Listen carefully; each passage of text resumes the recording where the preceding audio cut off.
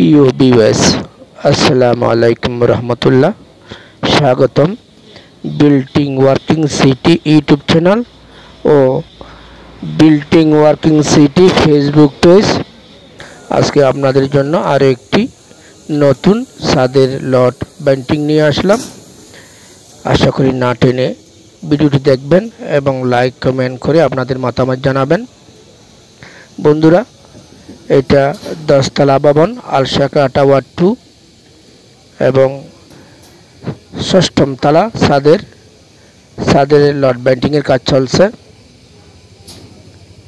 এবং একদম উপর থেকে 10 তলা ভবন থেকে 6ম তলার ছাদের কাজের ভিডিওটা করেছি, যাতে পুরো ভিডিওটা পুরো টাওয়ারটা তুলে ধরতে পারি, কারণ টাওয়ারটা অনেক বড়, অনেক লম্বা, তাই তুলে ধরার চেষ্টা করেছি। আশা করি আপনাদের ভালো লাগবে এবং আমাদের কাজগুলো কি সঠিক নিয়ম হয়েছে কিনা তা অবশ্যই আপনাদের মতামত জানাবেন।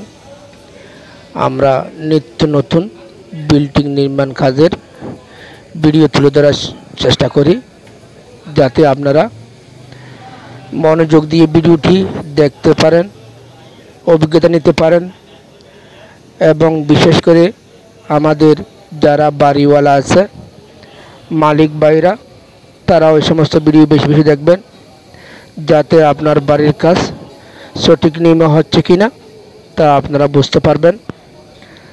বন্ধুরা দেখুন, এখানে পুকুর বাস দিয়ে কাজগুলো করা হয়েছে এবং রুমের গ্যাপ বড় হওয়াতে মাঝখানে কনসিল বিম দেওয়া হয়েছে এবং ছাদের লটগুলো 4.5 ইঞ্চি পরপর চলানো হয়েছে এবং এই ছাদ বিমের কাজগুলো সম্পূর্ণ করার পর, বিম বসানোর পর ছাদের লটগুলো চলানো হয়েছে। এখানে কাজগুলো আসলে আমি অনেক ভিডিও দিয়েছি, এখানে তেমন কিছু বলবো না, শুধু উপর থেকে কাজগুলো করছি, এই ভিডিওটা করছি যাতে আপনারা দেখতে সুবিধা হয়।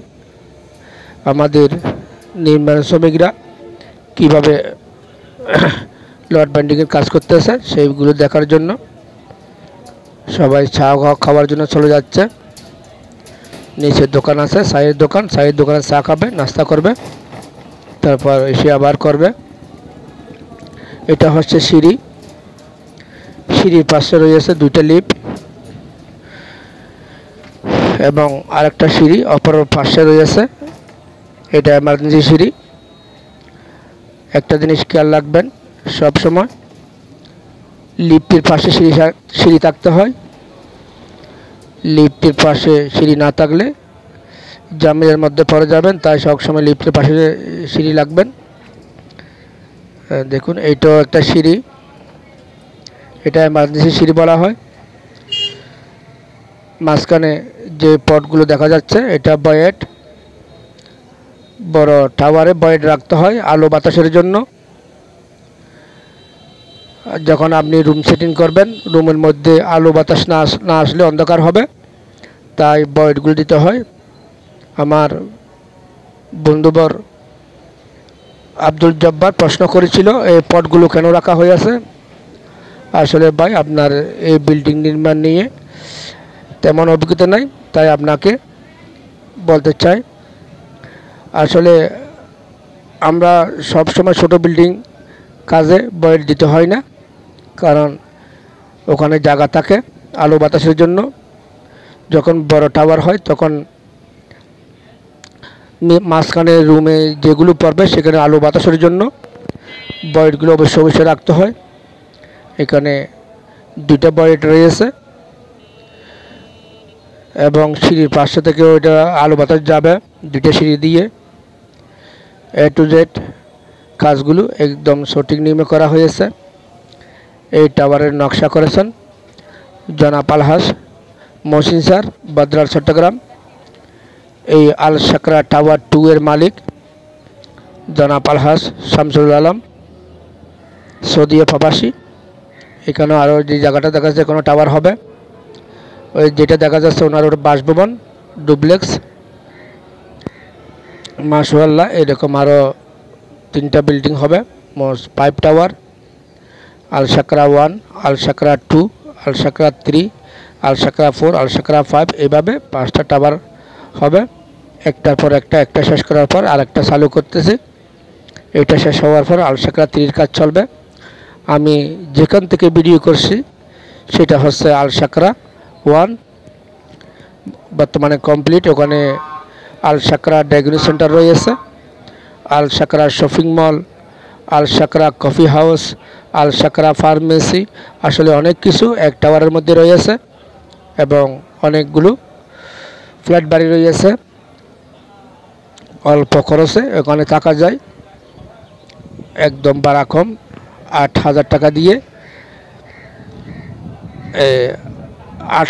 800 স্কোয়ারের একটি ফ্ল্যাট পাওয়া যায় ভাড়া।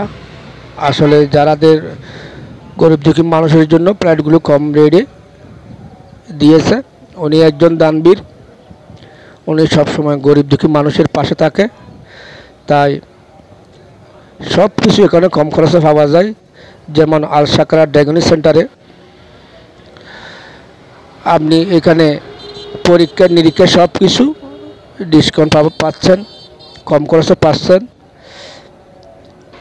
এবং প্রতি বছরে একদিন ফ্রি থাকে। আর গরিব দুঃখীদের জন্য এই 30% ডিসকাউন্ট পরীক্ষা নিরীক্ষার। আর কেউ যদি একদম টাকা দিতে না পারলেও এখানে পরীক্ষাগুলো করতে পারে। উনি একজন দানবীর, উনি গরিব দুঃখী মানুষের পাশে থাকে। এই জনাব আলহাজ শামসুল আলম ভাই, দোয়া করি উনি সুস্থ থাকুক, গরিব দুঃখী মানুষের পাশে থাকুক। ধন্যবাদ সবাইকে, ভালো থাকবেন, আল্লাহ হাফেজ।